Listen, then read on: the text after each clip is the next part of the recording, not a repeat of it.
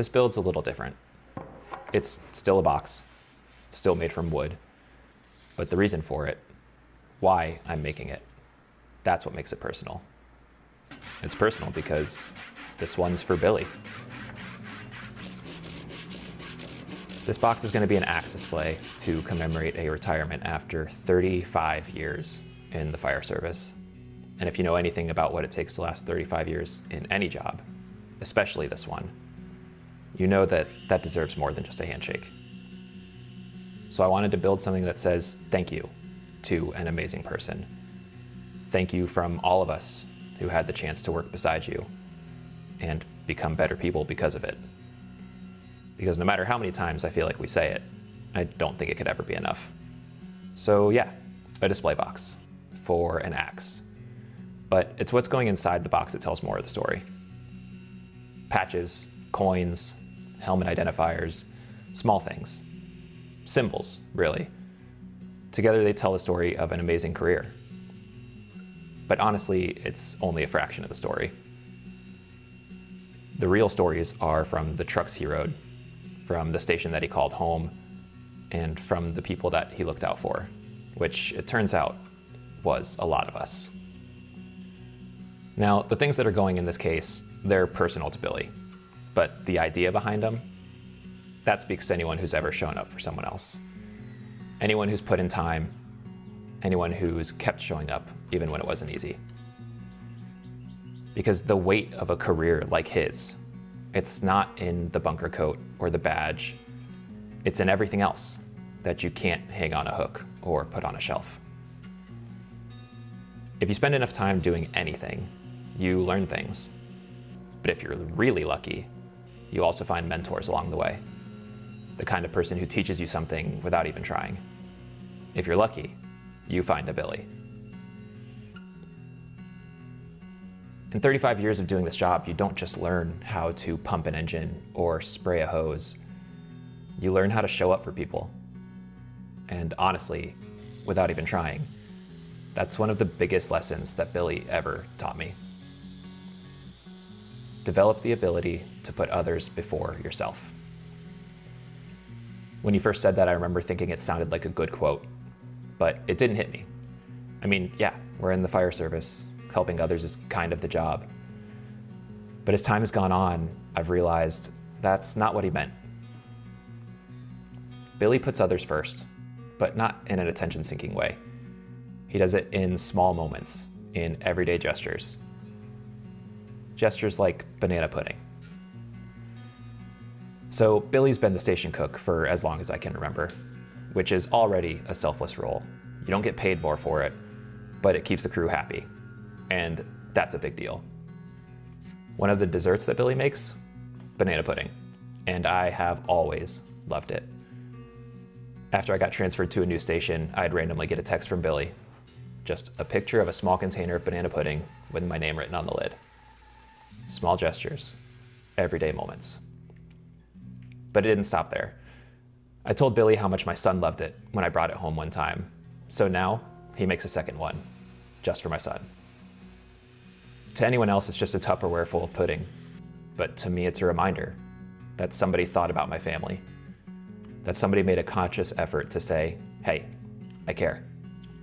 If I FaceTimed my family at the station, Billy was always in the background, waving, saying hi. And when my son would come to visit the station, all bets are off. Lights and sirens are on, nozzle time, rides in the engine. And man, I can't explain to you how much that meant to my son. I can't explain to you how much that means to me. It wasn't about anything besides making somebody feel seen. And it makes sense too, because as Billy says all the time, do anything for my peoples and my people's peoples. The firehouse turns into something different after a while. You kind of start off as coworkers, but the longer that you sit at that kitchen table, sharing burnt coffee and terrible jokes, the more that it starts to feel like a second home. It's where some of the most important lessons get passed around, sometimes on purpose, sometimes by accident. I learned so much sitting at that kitchen table, and to be honest, a lot of it was from Billy.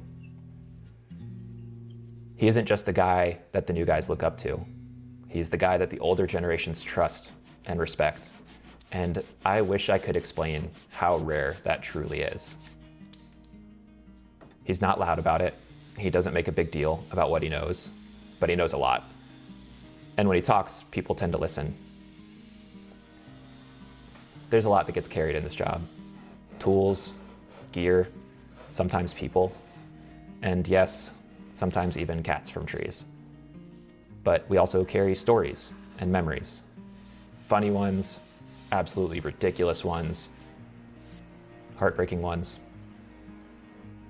And honestly, the weight of those somehow feels heavier than all the tools and gear. Billy has carried all of it, but you'll never hear him complain about it. That's the thing about Billy. He doesn't lead with stories of stress. He's the guy that tells a story so funny that your stomach hurts from laughing. He's the guy with quotes so ridiculous that you have to put them in a book. He likes to act like he's just some guy, but he has a sharp mind and an even sharper wit. Actually, he'll tell you that he has a photographic memory. It's just been out of film since 1993. So when I was building this, I thought about all of that. The people he's trained, the jokes he's told, the quiet drives home that he's never really talked about. This isn't just a display. It's a reflection of someone who took pride in what he did and made everyone around him feel proud too. The axe might be a centerpiece, but it's everything around it that tells the story. The nameplate from his coat, helmet identifiers, station coins, USAR patches, because Billy didn't just serve where he lived, he volunteered wherever he was needed. These objects might show his roots, but the legacy he has, that's not in what he wore while he was on the job. It's how he wore it. So here's to 35 years. Enjoy the retirement, Billy man. You've earned it. And from me and everyone who's ever worked with you, sincerely, thank you. Thank you for every shift, every story, every laugh. And thank you for showing us what it means to leave a place better than you found it.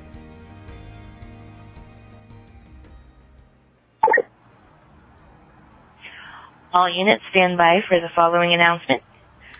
Congratulations to second-generation firefighter engineer Billy Suddeth for 35 years of service to the City of St. Petersburg, Pinellas County Technical Rescue Team, and Florida Task Force 3.